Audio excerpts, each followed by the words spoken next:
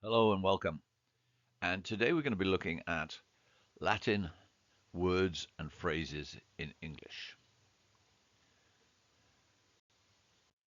Latin was the language of the Roman Empire that controlled most of Europe until around about 500 in the Common Era. After the empire ended, the language continued to be used for more than 1,000 years. It was the language of the church and education, and any noble or high class person was expected to be able to speak it. Because of the history, it was an international language, so people anywhere in Europe would talk in Latin when they met each other. It is still taught in schools in places as an aid to learning other languages. French, Spanish, and Italian languages are very closely linked to Latin, so Latin is a good starting point if you want to focus on those languages. Latin phrases have naturally come into the English language. The way they are used nowadays falls into several categories. Firstly, some are so fully adopted into English that they are used and understood by everyone, often without knowing about their Latin origin. The second category, these are clearly Latin, but the use of them is very widespread. Not everybody, but it's a lot of people. And the third group is academics, professors in universities, people like that. They often use some of the rarer Latin phrases in a completely different way. They use them like a coded language known only to insiders.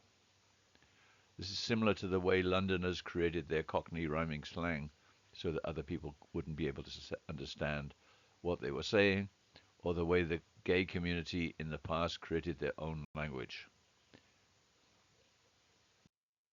The objective is not to communicate, but to make sure that only insiders, which in this case is those who have gone through high level academic training like degrees and doctorates, can understand.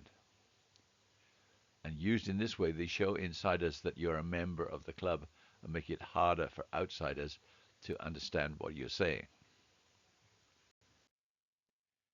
Many of them have perfectly good English phrases which mean the same thing and communicate better. However, the object of using them is not to communicate well. In fact, it's the opposite. It's to make the message harder to understand to all except the insiders. In this video, we're only going to look at some of the most frequently used ones from the first and second categories. Studying the third category is only valuable if you want to join the academic elite. Okay, first, per. Used by almost everyone, it means for each one or each time. So per day means one each day. So you may get paid 500 baht per day, or you may get a health check once per year. The teacher might hand out one worksheet per student.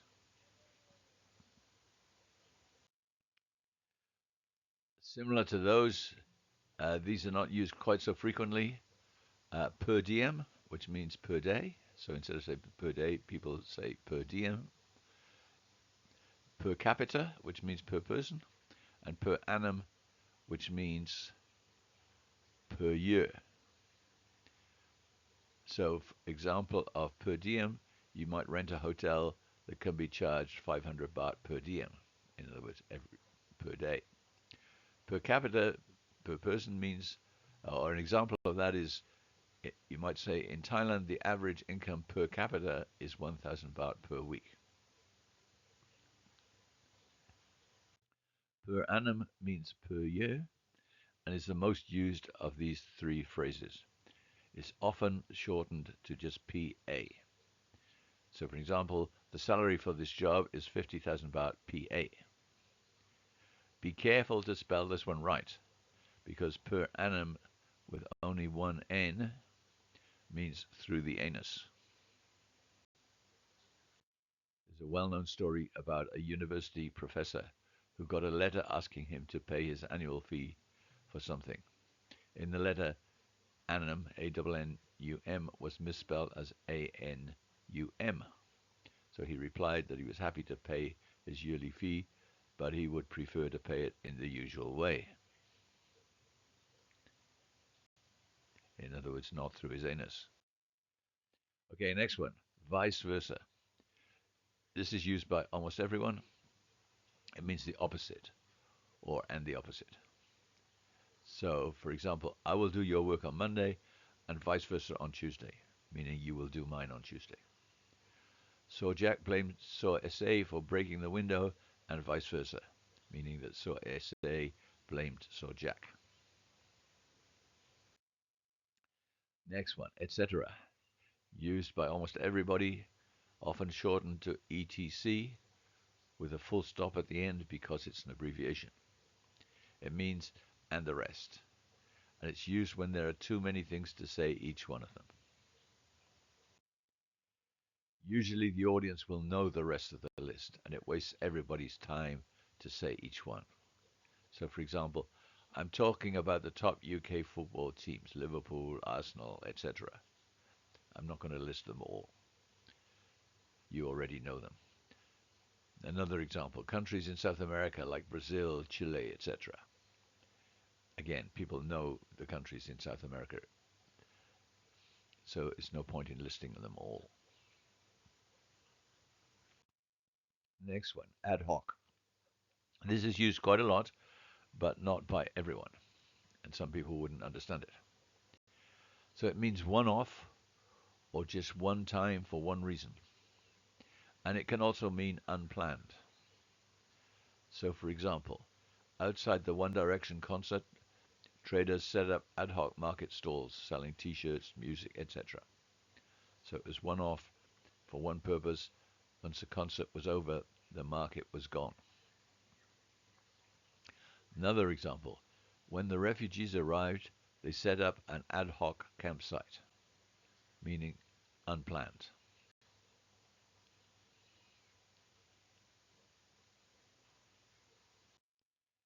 Next one, ad nauseam. Used quite a bit, but again, not by everybody. Nausea. You might have heard of nausea. It's a medical word for feeling that you're about to vomit. Your stomach is feeling very bad and you feel I'm in danger of vomiting. So in the phrase ad nauseam with an M on the end, that's because that is the way it would be said in Latin, following Latin grammar. It's used when something goes on way too long and everyone is fed up or tired or sick of what is happening.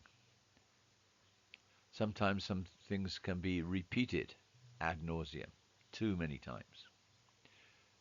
So, for example, Sotutu went on and on ad nauseum about how beautiful his new girlfriend was. He just kept talking about it and talking until everybody was fed up and bored with it. Bona fide or bona fides. Again, used quite a lot, but not by everybody. And it means genuine, real, honest, and you can rely on it or believe it. So, example, he was a bona fide celebrity, meaning that he was a genuine celebrity. He wasn't just faking it. Circa, or this is quite often abbreviated to just C dot. This is used quite a bit, but not everyone. And it means around or about. And it's used mainly with numbers and dates. So it can be used because it's not exactly correct. So the number or the date is not exactly right, or maybe because you don't know the exact information. So, for example, World War One ended circa 100 years ago, or you would write it as World War One ended C. dot 100 years ago, or you could say this building was built circa 1970.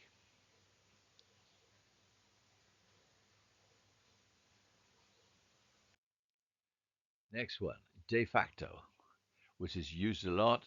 Again, not everyone.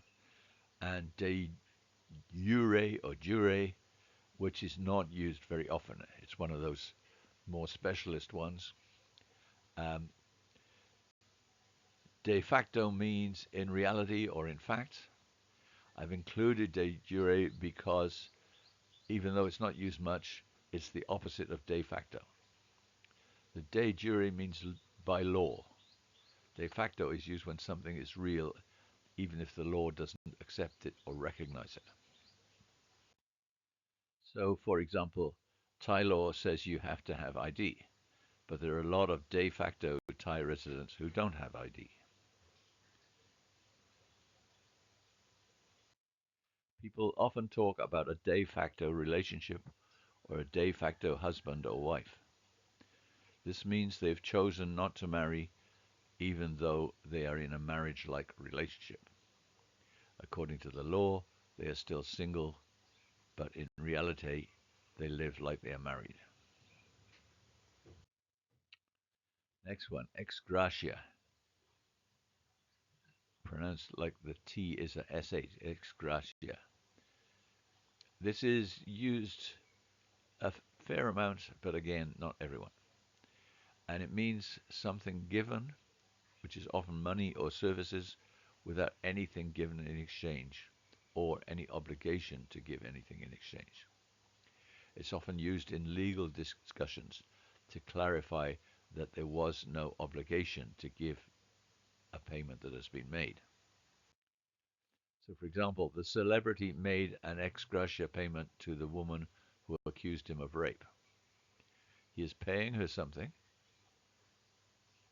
but he's not admitting that he was guilty. He was saying, I have no obligation to make this payment.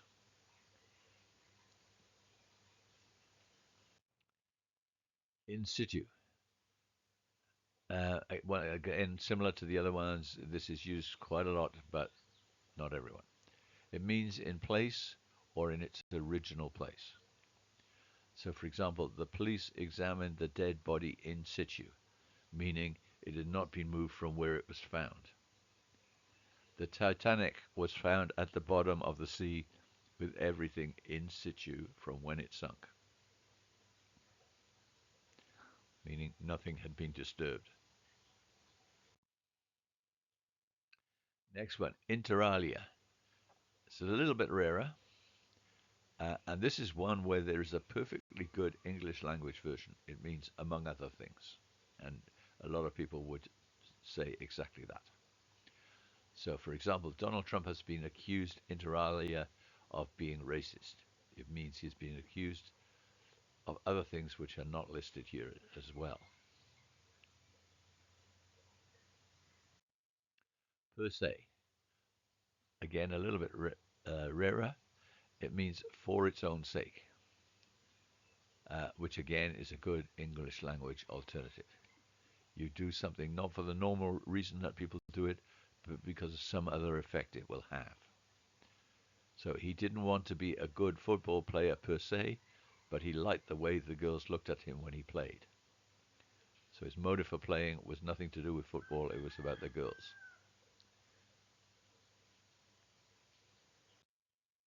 Pro rata. This is used quite a bit. It means in proportion to. The sharing is usually fair. If people know that something is being shared pro rata, they're usually happy with that. So, example, we will share the profits from our business pro rata according to how much money we gave. Or we will share the donated food pro rata to the size of your family. So, big families will get more. Quid pro quo. This is a little bit rarer. It's used a lot in the legal world. It means something that is given or done in exchange for something else. So, for example, her mother agreed that Noor Julaipur could borrow her car to go to the market. The quid pro quo was that she had to buy her some mangoes. So there was an exchange. Her mother lent her the car, but she had to buy her the mangoes in exchange for getting the car. Re. R-E, re. It's used quite a lot, and it simply means about. Simple as that. Another example of a situation where there's a perfectly good English language alternative. So, for example, there will be a meeting on Friday, read the situation in Ukraine. Just means about. Very simple. Status quo. Used quite a bit. It means the present situation or the existing setup. So the new boss didn't want to upset the status quo by giving people new jobs. He didn't want to disturb things too much. Next one, verbatim. A little bit rarer, and it means word for word. Now, you can, of course, use quotation marks and quote other people's words. Verbatim is used when you want to emphasize or confirm that these are the exact words. So, for example, Sophie said that the boss was an idiot, and I'm quoting verbatim, meaning that's exactly what he said. I'm not changing anything.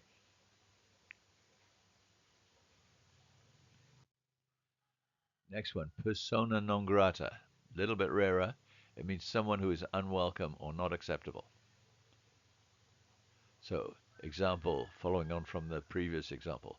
So P was persona non grata at work meetings after he called the boss an idiot, meaning they didn't want him there at the meetings. Ad infinitum. Again, a little bit rarer. Infinitum is the Latin word for infinity. Infinity is an English word meaning the highest or the furthest thing. And infinity is impossible to reach. If you try to think of the highest number, for example, you can always add one more. So you can never reach infinity.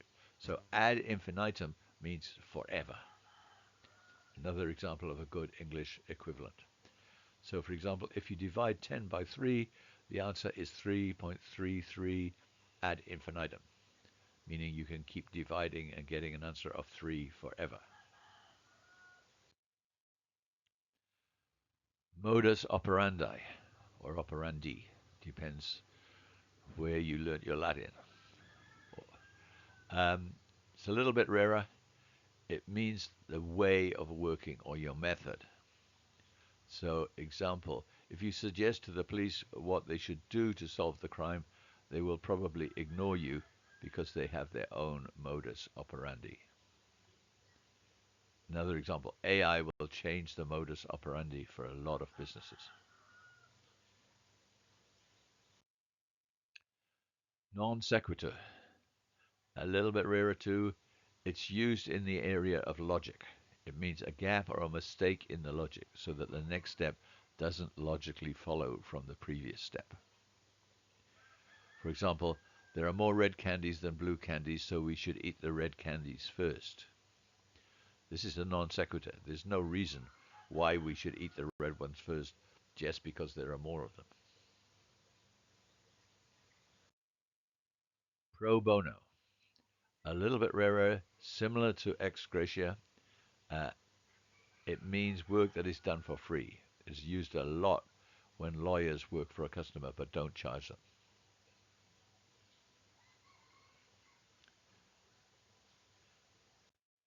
For example, the lawyer says, "This is a legal point that we've wanted to test for a while. We've been waiting for the right case to come up, and yours is it.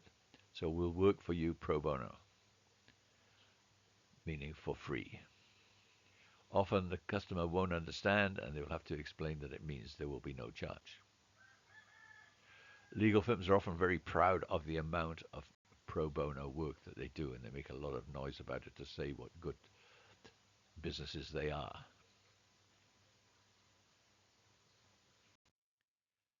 And finally, a word of warning. Be selective about how you use these phrases, except the ones that everyone knows. It's all about communication. That's what speaking and writing is about. And it only works if the listener or the reader also knows the Latin phrase that you are using. And sometimes, of course, they don't. So in many cases, this English version is a better choice. And this is the end, my friend. See you again next time.